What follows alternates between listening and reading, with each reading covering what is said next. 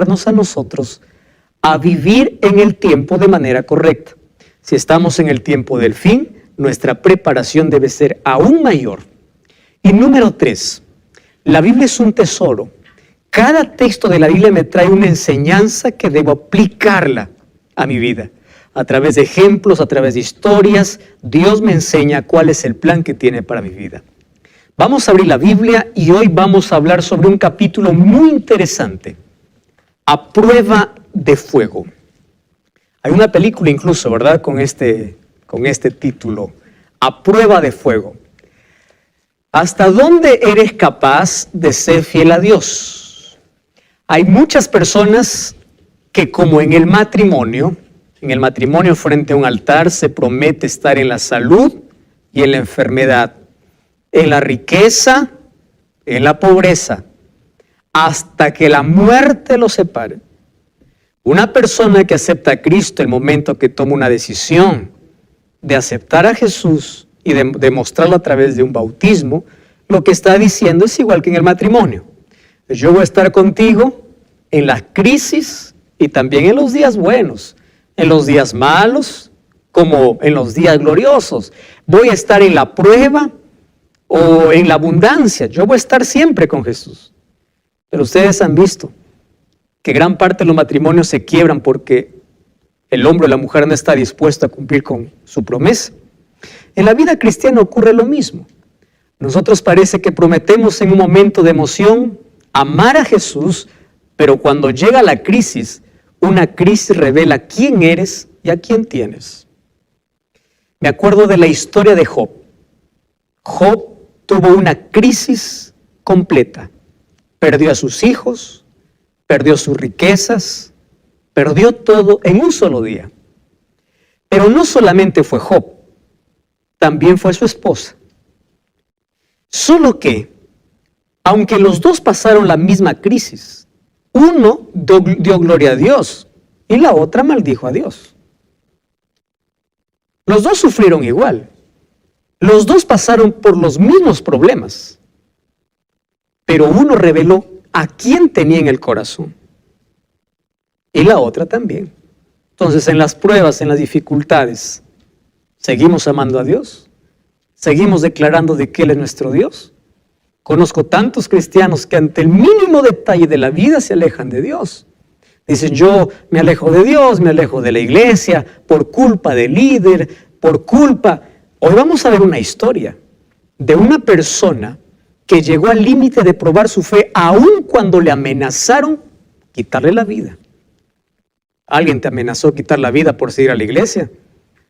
Entonces, ¿por qué has abandonado la iglesia? ¿Por qué has abandonado a Cristo?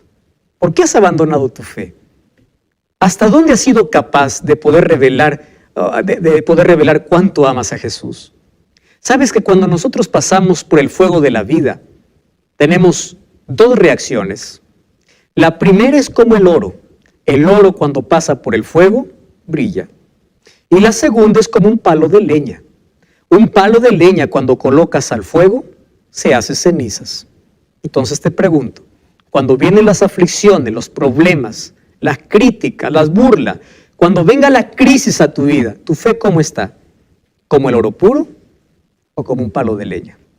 Vamos a abrir la Biblia y vamos a descubrir este fascinante capítulo. Y como siempre, vamos a abrir la Biblia en Daniel capítulo 3. Solo que antes del capítulo 3, quiero mostrarles los últimos versículos del capítulo 2.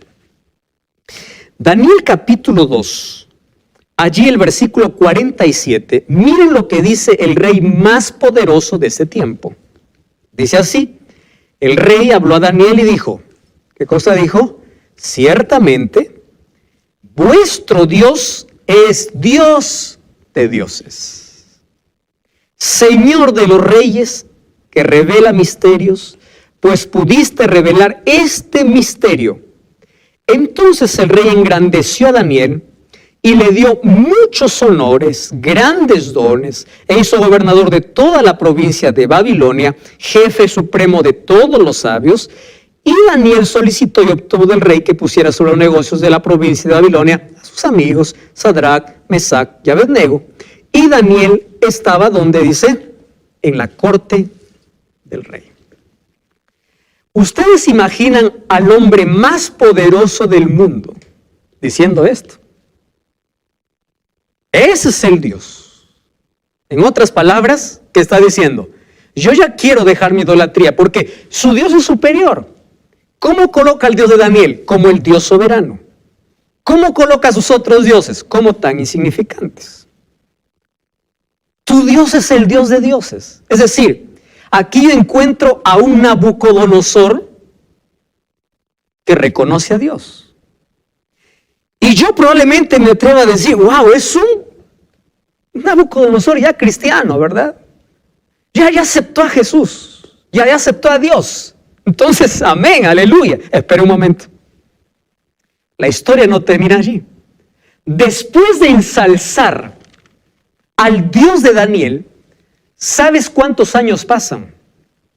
20 o 25 años hay entre el capítulo 2 y el capítulo 3 de Daniel. Y mira cómo comienza el capítulo 3 de Daniel. Versículo 1. Dice así. El rey Nabucodonosor hizo una estatua. ¿Qué cosa soñó Nabucodonosor en el capítulo 2? Una estatua. ¿Qué cosa hace Nabucodonosor en el capítulo 3? Una estatua. ¿Cuál es la diferencia entre la estatua del capítulo 2 y el capítulo 3? Dice, esta estatua era ¿de qué? De oro. Era una estatua de oro, cuya altura era de 60 codos y de anchura 6 codos. Aquí se repite 66 por el sistema sexagesimal que tenían los babilonios. ¿Dónde lo levantó? En el campo de Dura, en la provincia de Babilonia. Probablemente exactamente donde fue construida la Torre de Babel. Y ordenó el rey Nabucodonosor que se reunieran los sátrapas, magistrados, capitanes, oidores, tesoreros, consejeros, jueces, gobernadores de todas las provincias, que vinieran a la dedicación de la estatua que el rey Nabucodonosor había levantado. Se reunieron todos los llamados, versículo 4, y el pregonero anunciaba en alta voz, ordeno a vosotros, pueblos, naciones y lenguas, que cuando escuchen la bocina, la flauta, el cítara, el arpa, el salterio, la zampoña y todo instrumento, os postréis y adoréis a la estatua que Nabucodonosor ha levantado. Versículo 6. Y cualquiera que no se postre y adore, ¿qué cosa dice? Sea echado inmediatamente a un horno de fuego ardiendo. Los hornos eran muy comunes en la antigua Mesopotamia porque hacían mucho ladrillo. Hornos había en todo lado.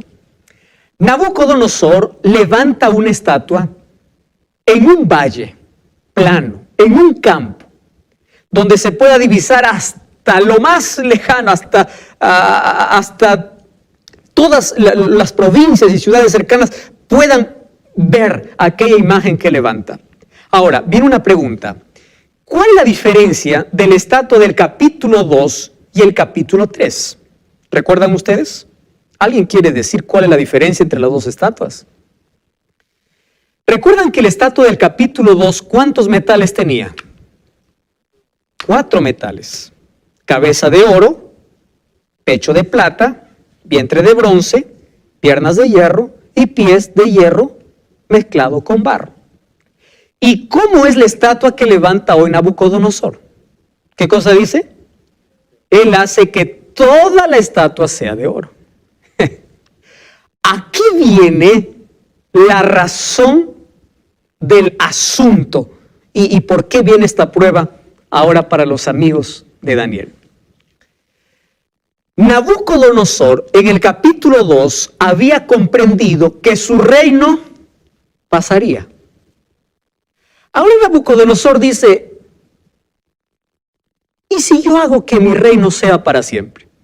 Yo no puedo cambiar mi sueño, pero puedo cambiar la imagen. Daniel me dijo que solo la cabeza era de oro, pero yo no quiero que la cabeza sea de oro. Yo quiero que de la cabeza a los pies sea de oro. ¿Qué estaba diciendo Nabucodonosor? Yo quiero que mi imperio nunca se acabe. En otras palabras, Nabucodonosor está yendo en contra de los planes de Dios. en contra de la profecía, en contra de una advertencia, en contra de la omnisciencia de Dios. Ahora les pregunto, ¿acaso nosotros no nos parecemos a veces a Nabucodonosor cuando queremos contradecir a Dios de algo que Él ha dicho? La Biblia dice una cosa, pero yo puedo hacer otra. Porque eso me conviene, o es más, porque eso quiero. Nabucodonosor quería que su reino nunca termine. Es por eso dijo, si yo soñé una estatua con cabeza de oro, yo voy a hacer una estatua de oro puro. Mi imperio no debe tener un final. Y yo voy a demostrar a Daniel y voy a demostrar a todo el mundo que Babilonia va a ser un imperio que va a durar para siempre. Rebeldía completa. Orgullo. Yo quiero. Yo voy a hacer. Cuando el ser humano se olvida que es frágil. Cuando el ser humano se olvida que es apenas un ave de paso. O es como la hierba que se marchita, como menciona la Biblia. O como la neblina que desaparece. Entonces allí él desafía y hace una estatua tan enorme, un codo más o menos mide entre 45 a 50 centímetros. Entonces la medida de la estatua era más o menos de 30 metros por 3 metros de ancho. 30 metros de altura. Tamaño de su arrogancia, tamaño de su orgullo.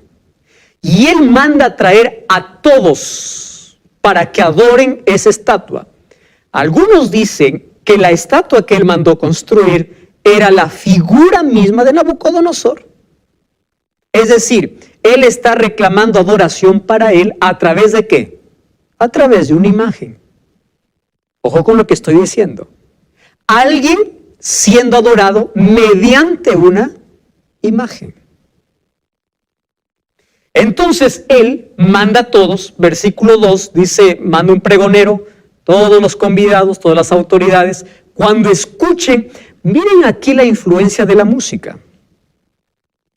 La música tiene un poder importante en la mente de todo ser humano.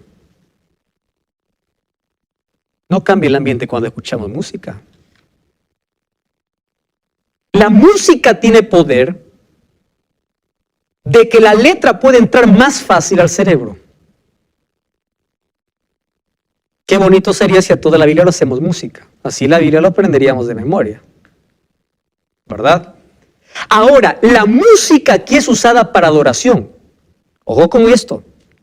La música puede ser usada para adorar a Dios o para adorarte a ti mismo o adorar al otro poder, que es el poder del mal. Dice, ustedes escuchan esa música y todos tienen que arrodillarse. ¿Qué cosa está haciendo Nabucodonosor? Yo quiero que ustedes puedan aquí aprender algunos detalles que voy a repetir siempre. Número 1, Nabucodonosor estaba imponiendo una adoración. ¿Qué significa imponer una adoración? Yo te obligo a hacer aunque tú no quieras. ¿Acaso eso no hacemos con nuestros hijos cuando los bautizamos sin que ellos decidan? Yo voy a imponer lo que yo quiero. Te voy a imponer. Y Dios nunca acepta ni aceptará una religión por imposición. Jamás. Porque el hecho de aceptar a Cristo no tiene que ver, o Dios no quiere que sea por imposición, sino sea de manera voluntaria y por amor. Pero aquí el rey está imponiendo una adoración. Es decir, primero impone y en segundo lugar, ni siquiera es una adoración verdadera. ¿Qué cosa es? Es una falsa adoración. Ahora, yo les comenté desde un comienzo de que las historias que se escribieron en Daniel, algunas de ellas se repetirán en el tiempo final. No de la misma manera, pero sí tomando los mismos principios. ¿Qué significa eso? Las historias dicen la forma en que sucedieron los eventos y las profecías muestran la forma en que sucederán. Fíjense aquí. Abran la Biblia en Apocalipsis capítulo 13. Apocalipsis. Daniel 3 ya es un hecho histórico. Apocalipsis 13 es una profecía que aún no se cumple. Apocalipsis capítulo 13, versículo 15 hasta el versículo 17. ¿Alguien quiere leer? Puede tomar el micrófono y puede ayudarme a leer, por favor. Apocalipsis, Nicolás. Bien, Apocalipsis 13 del 15 al 17. Exacto. Y se le permitió infundir aliento a la imagen de la bestia, para que la imagen hablase e hiciese matar a todo aquel que no la adorase. Y hacía que a todos, pequeños y grandes, ricos y pobres, libres y esclavos, se les pusiese una marca en la mano derecha o en la frente, y que ninguno pudiese comprar ni vender, sino el que tuviese la marca o el nombre de la bestia o el número de su nombre. Gracias, Nicolás. ¿De qué está hablando Daniel capítulo 3? De un rey que impone, ¿qué cosa? Una falsa adoración. Cuando se habla de bestia en la Biblia, ¿de qué estamos hablando? De un poder. En el tiempo final, yo no me voy a adelantar al evento, en los próximos capítulos vamos a ver de quién se trata ese poder. Habrá un poder religioso en la tierra que imponga una marca y que les obligase a todos a adorar. ¿A qué cosa dice? A la imagen. ¿Recuerdan que Nabucodonosor qué cosa hizo? Una imagen. Es decir, la historia se va a repetir. No de la misma forma como aquí ocurrió con los 3 amigos de Daniel, pero se va a repetir en el mismo hecho de que va a haber un poder que va a obligar a todos a tener una adoración falsa, una adoración no bíblica. ¿Correcto? Les dejo ahí con la intriga porque eso veremos en los próximos capítulos. Habrá un decreto universal, un dirigente de poder mundial que demanda adoración, y el asunto básico gira alrededor de ¿qué? De la obediencia. Porque allí los que estaban obligados. Es más, no solo obligados, estaban sentenciados. Si tú no adoras, ¿qué cosa hace? Mueres. Entonces, ahí sí la obediencia es más complicada. Sí. Le llamaban falsa adoración porque el rey, la imagen a adorar era falsa y porque la adoración era impuesta. La adoración era impuesta. Por las dos cosas. Y la adoración no era a Dios. Era a una estatua que representaba a Nabucodonosor.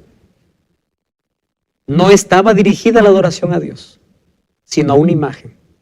Y la única adoración a quien se debe dar es a quién. A Dios. Es una falsa adoración impuesta. En Apocalipsis vamos a encontrar de que también hay un poder que va a levantar una falsa adoración. ¿Por qué? Porque Dios te dice cómo debes adorar y en qué día debes adorar. Pero habrá un poder que diga, no, ustedes van a adorar este día, el día que yo quiero. Eso lo vamos a ver en los próximos capítulos. Muy bien. Ahora miren lo que ocurre. Versículo 8. Daniel capítulo 3. Versículo 8. Me encanta este capítulo, versículo 8. Dice así. En aquel tiempo, en aquel tiempo, algunos de los hombres caldeos vinieron y acusaron maliciosamente a los judíos. Hablaron y dijeron al rey Nabucodonosor, rey, para siempre vive. Rey, tú has dado una orden, has dado una ley, has impuesto una ley, que todo el que está aquí se postre ante tu imagen. Versículo 12. Hay unos hombres judíos, aquí, hombres judíos, de los cuales tú les pusiste, es más, son tus hombres de confianza, ten cuidado, aquellos que dices que son de tu confianza, que son Sadrach, Mesach y Abednego, estos no te han respetado, no adoran tus dioses, ni adoran la estatua que has levantado. ¿De qué están acusando aquí a los 3 amigos de Daniel? De 2 cosas. Que no adoran los dioses de Nabucodonosor. ¿Y qué más no adoran? La estatua que la ha levantado. Genial. La pregunta es, ¿por qué no obedecieron? una persona me escribió hace un par de meses, diciéndome sobre este asunto: pastor, ¿hasta qué punto tenemos que obedecer a las autoridades? Y me sacó este texto. ¿Acaso la Biblia no dice en Romanos 13, sométase toda persona a las autoridades superior, porque no hay autoridad sino de parte de Dios y las que hay por Dios? Entonces, dice, pastor, si el presidente me dice, la Biblia me dice que le obedezca, entonces yo voy a hacer lo que el presidente diga. Porque incluso sacan un texto bíblico, ¿verdad? La Biblia dice, sométete a toda autoridad. Ahora, vamos a analizar el texto. Me encanta este análisis. ¿Qué dice? Sométase a toda persona a la autoridad, ¿qué cosa? Superior. Ahora les pregunto, ¿quién es más superior que cualquier autoridad? Dios. ¿Hay que respetar a las autoridades? Sí. Pero cuando las autoridades se colocan por encima de los principios de Dios, yo respeto a la autoridad mayor. ¿Quién es la autoridad mayor? Dios. Ahora, comprendan este asunto porque es interesante y delicado. ¿Qué leyes tenemos que nosotros obedecer aquí? Claro que hay leyes civiles que hay que obedecer. La Biblia dice que yo solo debo obedecer a Dios, yo no obedecer la ley de tránsito. Es una locura. Sométete a la autoridad. Hay que estar en regla con todo lo que las autoridades nos pidan, porque eso es parte de nuestro ejemplo en esta sociedad. Pero cuando la autoridad me quiere obligar a hacer algo que está en contra de los principios de Dios, le digo, espera un momento. Tú eres autoridad superior, pero si tú quieres hacer que yo haga algo que no está escrito en la Biblia, Dios es más superior que tú. Es por eso que la Biblia también dice, es necesario obedecer a Dios antes que a los hombres. ¿Quién está primero entre las autoridades? Dios. Ahora, pastor, ¿por qué no se arrodillaron? Muy buena pregunta. Vamos a Éxodo capítulo 20. Éxodo capítulo 20, versículo 3 hasta el versículo 5. Dice así, Éxodo 23. No tendrás dioses ajenos delante de mí. Versículo 4. No te harás imagen ni ninguna semejanza de lo que esté en el cielo, ni abajo en la tierra, ni en las aguas debajo de la tierra. No te inclinarás a ellas, ni las honrarás. En otras palabras, ni las venerarás. ¿Correcto? Porque yo soy Jehová tu Dios, fuerte, celoso, que visito la maldad de los padres sobre los hijos, hasta la tercera y cuarta generación de los que me aborrecen, y hago misericordia de millares de los que me aman y guardan mis mandamientos. ¿Eso estaba claro para los judíos, sí o no? Muy claro. Esto forma parte, ¿qué cosa? De la ley. ¿Quién escribió esta ley? ¿Moisés? Vamos a Éxodo capítulo 31, versículo 18. Éxodo capítulo 31, versículo 18, dice así. Y dio Moisés, cuando acabó de hablar con él en el monte Sinaí, 2 tablas de testimonio, tablas de piedra, escritas ¿por quién? Por el dedo de Dios. Entonces, en esa ley que Dios escribió, ¿qué cosa decía el mandamiento? No te harás imagen ni escultura, ni te arrodillarás, ni venerarás, ni adorarás, porque yo soy tu Dios. Estamos hablando acerca de este capítulo interesante, del capítulo 3 del libro de Daniel. Ellos no se arrodillaron, estamos hablando de los 3 amigos de Daniel, que no se arrodillaron delante de una estatua, porque la palabra de Dios o la ley de Dios, escrito por el dedo de Dios, ¿qué cosa decía? No te harás imagen. Si vamos a Salmos y vamos a Isaías, vamos a encontrar varios textos que dice, ¿de qué sirve adorar estatuas o imágenes hechas por mano de hombre? Tienen ojos y no ven, tienen pies y no caminan. Claro, no caminan porque hay que cargarlo. Entonces, la idolatría es totalmente desechada de la palabra de Dios. Sin embargo, miren lo que dice el libro de Levítico, capítulo 26, versículo 1. Porque hay algunos que dicen, bueno, pero ¿qué de malo tiene una pinturita por ahí, la imagen de algo? Versículo 1 del capítulo 26 dice, no haréis para vosotros ídolos ni esculturas, ni os levantaréis estatua, ni pondréis en vuestra tierra piedra pintada para inclinarnos a ella. Yo soy Jehová vuestro Dios. Está claro el asunto, muy claro. No te harás imagen. No, pastor, lo que pasa es que yo no adoro una imagen. Yo adoro a un santo. Puede ser que alguien esté pensando eso. Bueno, y es que las personas, un santo cuando muere, pastor, puede interceder por mí. ¿Será eso verdad? Vamos a Eclesiastés capítulo 9. ¿Sí? Eclesiastés, Antiguo Testamento, capítulo 9, versículo 5. Miren lo que dice. Los vivos saben que han de morir, pero los muertos nada saben. No tienen recompensa, su memoria cae en el olvido. Y miren lo que dice. Perece su amor, su odio, su envidia. Nunca más tendrán parte en todo lo que se hace debajo del sol. Ahora les pregunto, ¿un muerto podrá interceder? No. No, pastor, lo que pasa es que cuando uno muere se va al cielo. Vamos a ver 2 de Timoteo. 2 de Timoteo, capítulo 4. Miren lo que dice. Esto es interesante. 2 de Timoteo, capítulo 4, versículo 7 y versículo 8. 2 de Timoteo, capítulo 4, versículo 7. Dice, ¿saben quién está escribiendo aquí? Pablo. He peleado la batalla, he acabado la carrera, he guardado la fe. Por lo demás, me está reservada la corona de justicia, el cual me dará el Señor juez justo. ¿Cuándo? En aquel día. ¿De qué día está hablando Pablo? De la vuelta de Cristo. Y no solo a mí, sino a todos los que aman su venida. ¿Qué está diciendo? Cuando uno muere va a disfrutar de la gloria. Entonces, ¿por qué hay que rezar a Pedro, a Pablo, si ellos también están en su tumba esperando aquel día? Aquel día. ¿Cuál es el problema de adoración a estatuas?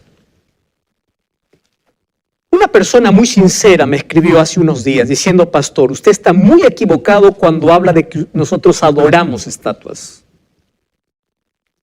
Nosotros no adoramos, sino nosotros veneramos. Y yo les voy a mostrar un texto de Juan Pablo II para ver si esto es verdad. ¿Correcto?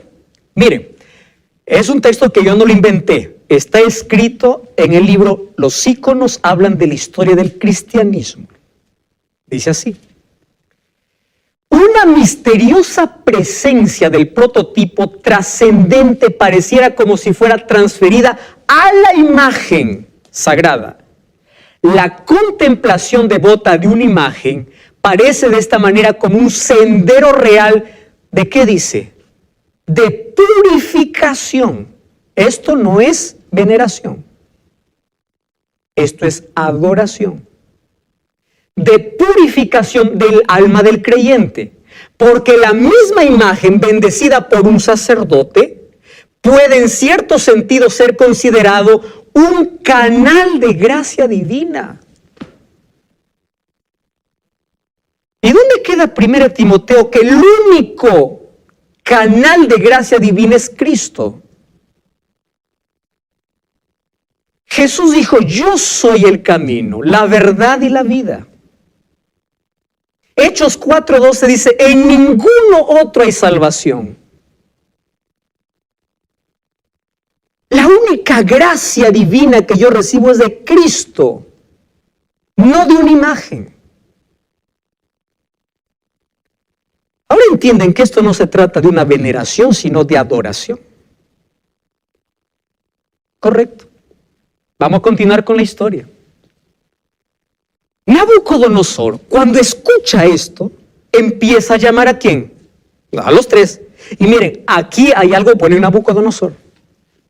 Nabucodonosor no es de aquellos que escuchan y dice, ya, de frente voy a actuar. No. Llama y habla, conversa, dialoga y le dice, ¿es verdad, Sadrach, Mesach y Abednego, que vosotros no honráis a mi Dios, ni adoráis la estatua que yo he levantado?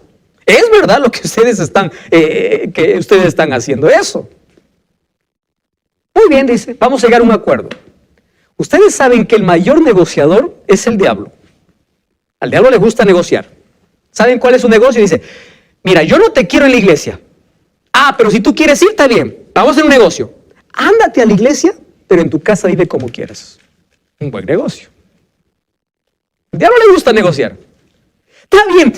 Mira, a mí no me gusta que seas un cristiano, ¿está? Ah, pero anda ya. ¿Qué importa? Tú en la semana puedes vivir como quieras. Tú no guardes mandamientos. Olvídate de eso. Pero di que eres cristiano. Eso es una negociación. Hay personas que negocian su fe, negocian sus principios. Y Nabucodonosor dice, vamos a negociar. Mírenme, la próxima vez yo les voy a dar una oportunidad para que digan que yo soy bueno. No digan que yo soy malo. Yo soy una buena persona. ¿Tá? Entonces, lo que van a hacer es que la próxima vez que se van a rodear. ¿Listo? Levante la mano, ¿quién lo va a hacer? Y allí aparece la respuesta. Versículo 15 dice así, rey, espera. No gastes el soplo de tus músicos, porque no lo vamos a hacer. ¿Qué dice el versículo 15 de Daniel capítulo 3? Gloria, ¿puedes leer? Versículo 15. Ahora pues, ¿estáis dispuestos para que al oír el son de la bocina, de la flauta, del tamboril, del arpa, del salterio, de la zampoña y de todo instrumento de música, os postréis y adoréis la estatua que he hecho? Porque si no la adorareis, en la misma hora seréis echados en medio de un horno de fuego ardiendo. ¿Y qué Dios será aquel que os libre de mis manos? ¿Qué cosa está diciendo Nabucodonosor? Si ustedes no lo hacen, yo, en mi palabra de honor, les voy a ver chicharrón. 7 veces más van a calentar el horno.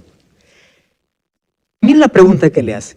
¿Qué Dios habrá que libre de mi mano? ¿Recuerdan ustedes lo que dijo en el capítulo 2? ¿Qué cosa dijo? El Dios de dioses. Así somos los seres humanos.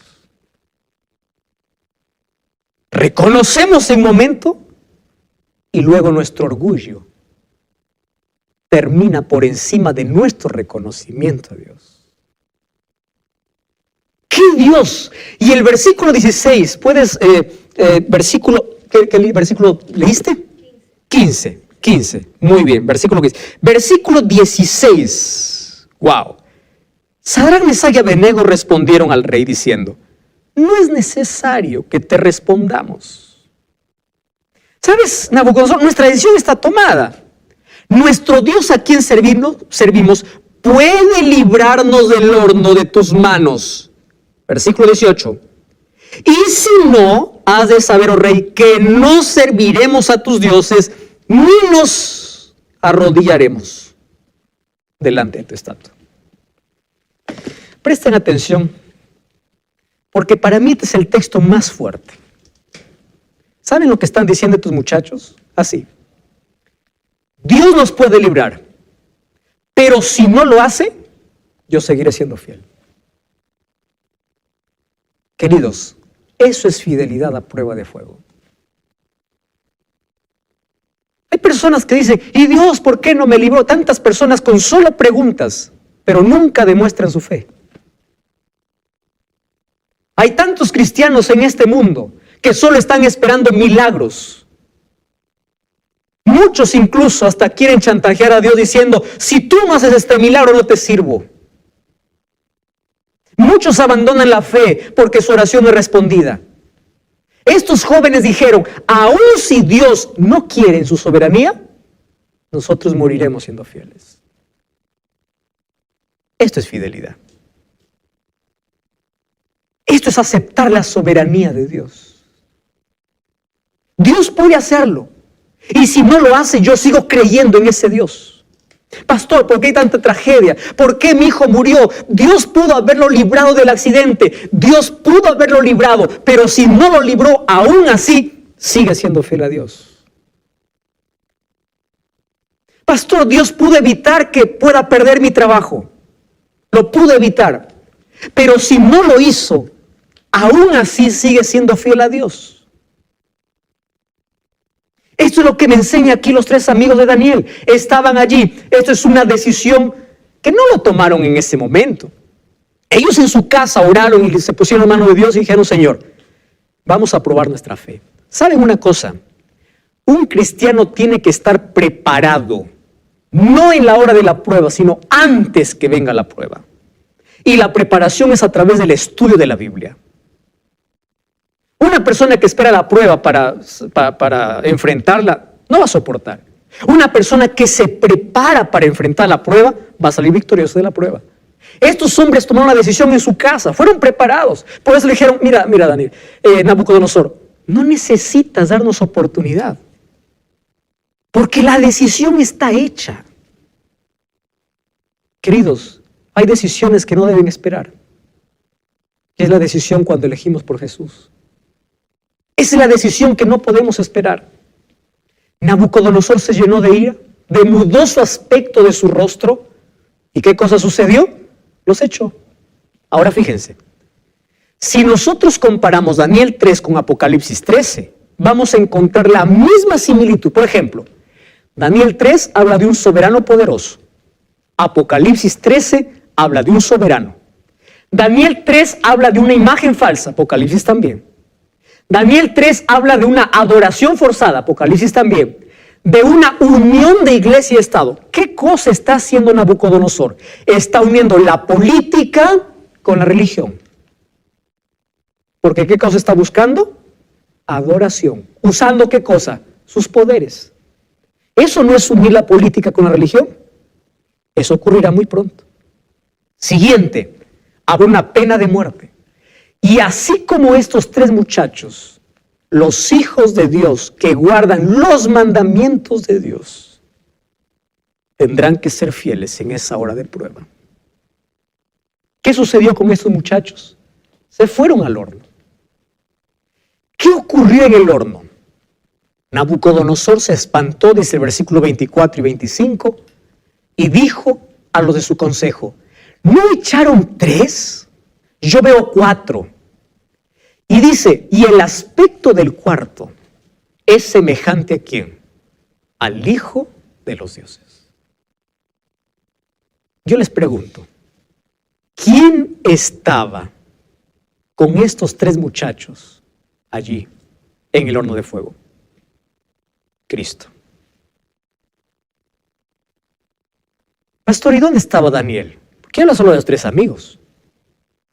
Probablemente Daniel fue enviado a hacer negocios por la responsabilidad y función que tenía. Porque si Daniel hubiese estado allí, también hubiese ido al horno. Porque él fue fiel en la alimentación, mucho más lo haría frente a una estatua. ¿Saben qué cosa es lo que me emociona de toda esta historia? Es lo siguiente.